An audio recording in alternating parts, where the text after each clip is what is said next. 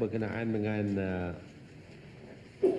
yang kesal dengan cara-cara tindakan yang dibuat oleh bangsa-bangsa besar. Well, we are very, to say the least, disgusted with the way the Bosnian issue is being handled. We find that the United Nations and NATO, while talking a lot about human rights and violation of human rights, are quite prepared to see the Serbs mistreat, kill, rape the Bosnians, and all they do is withdraw because they cannot fight against the Serb. If they know they cannot fight against the Serb, don't go.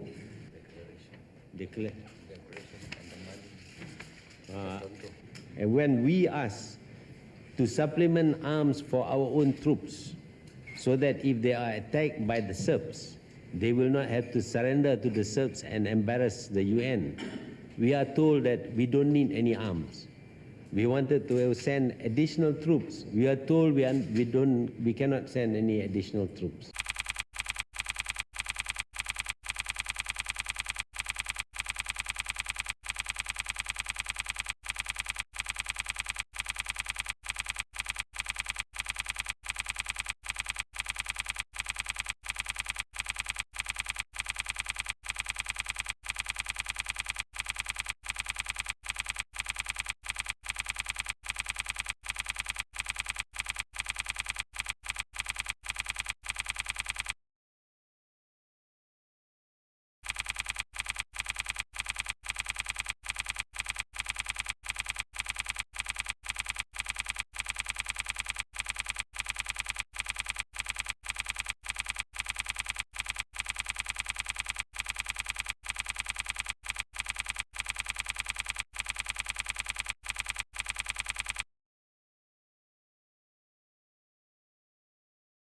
Operasi Musim Dingin Bahagian 2.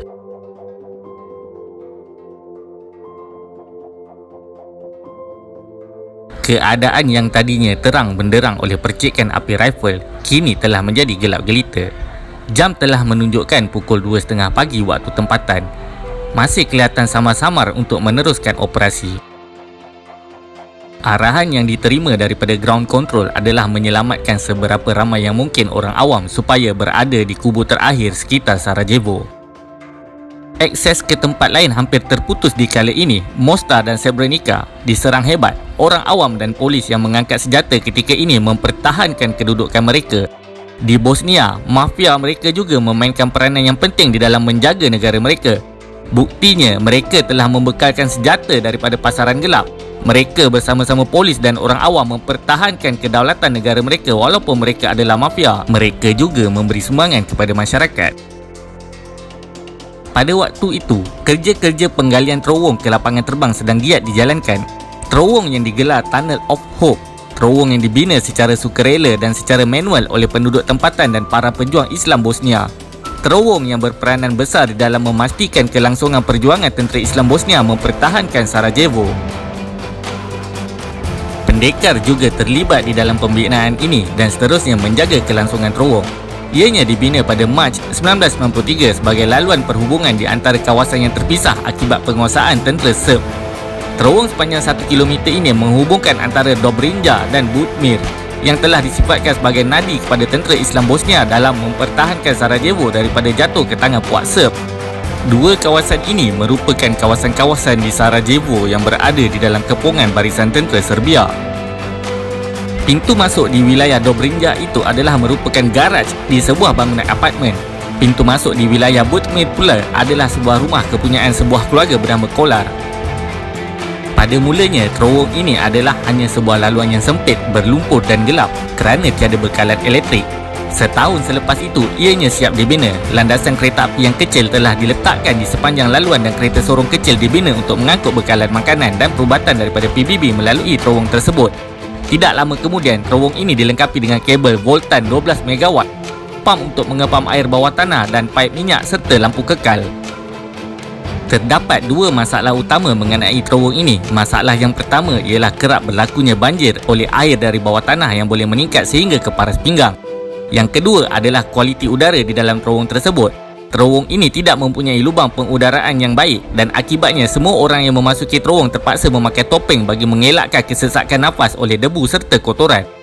Kedua-dua pintu masuk terowong Sarajevo di Butmir dan Dobrinja telah dikawal ketat oleh tentera bersenjata Bosnia.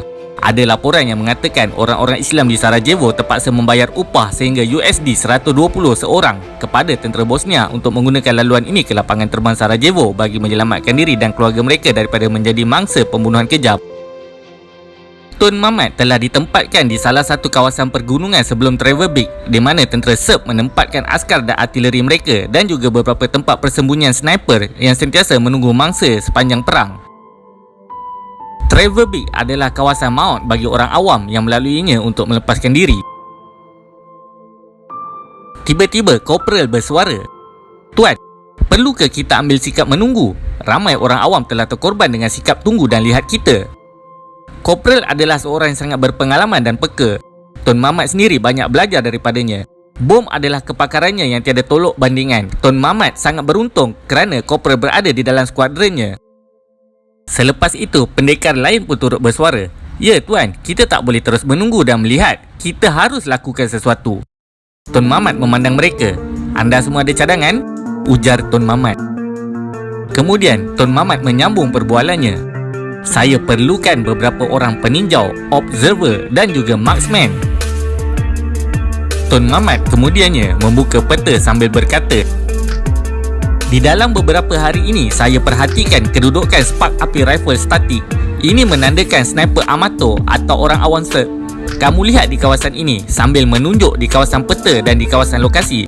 Kita perlu bersihkan laluan sniper sebelum kita sampai ke kawasan artileri."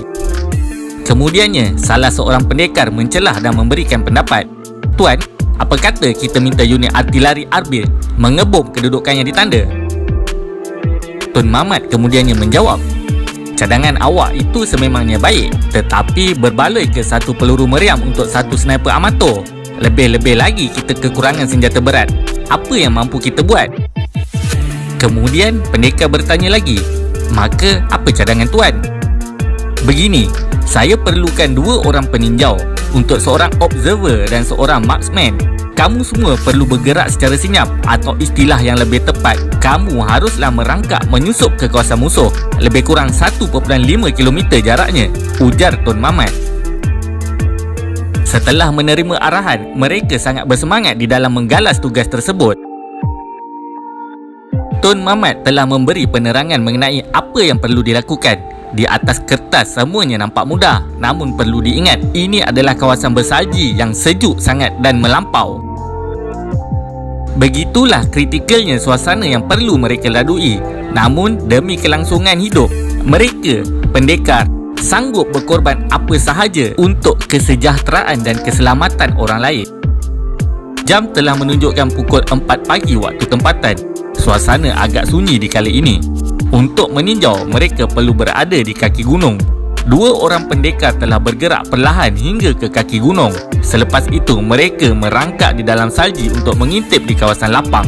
Walaupun waktu ini pendekar dapat mengesan kedudukan sniper, mereka harus menunggu hinggalah matahari terbit. Ini kerana ledakan api rifle mampu membuat musuh mengesan di mana kedudukan mereka. Tun Mamat hanya memerhatikan daripada atas. Cubaan 2 orang pendekar untuk mengintip. Tiba-tiba terdengar bunyi yang kuat, bunyi ledakan bom diikuti api yang menjulang tinggi. Allahu Akbar. Tun Mamat terus mencari sasaran bunyi dan ledakan tadi. Allah, Allah, Allah. Ketika itu darah telah berderau, jantung telah mengepam laju. "Tuan!" Korporal menjerit sambil merampas binokular daripada tangan Tun Mamat. Tun Mamat sebenarnya telah melanggar arahan supaya berkawal di kubu serta memastikan penduduk awam selamat melintasi pergunungan untuk ke Sarajevo. Namun, naluri manusia mana yang dapat menahan perit jika melihat orang awam yang dibunuh adalah orang tua seperti mak ayah sendiri? Tidak kurang juga mangsa adalah wanita dan kanak-kanak yang dirogol secara kejam. Sebagai manusia yang mempunyai sifat kemanusiaan, adakah kita akan meninggalkan seperti itu sahaja atau kita bertindak untuk mempertahankannya? Lagi-lagi adalah orang yang seagama dengan kita. Bersambung bahagian 3.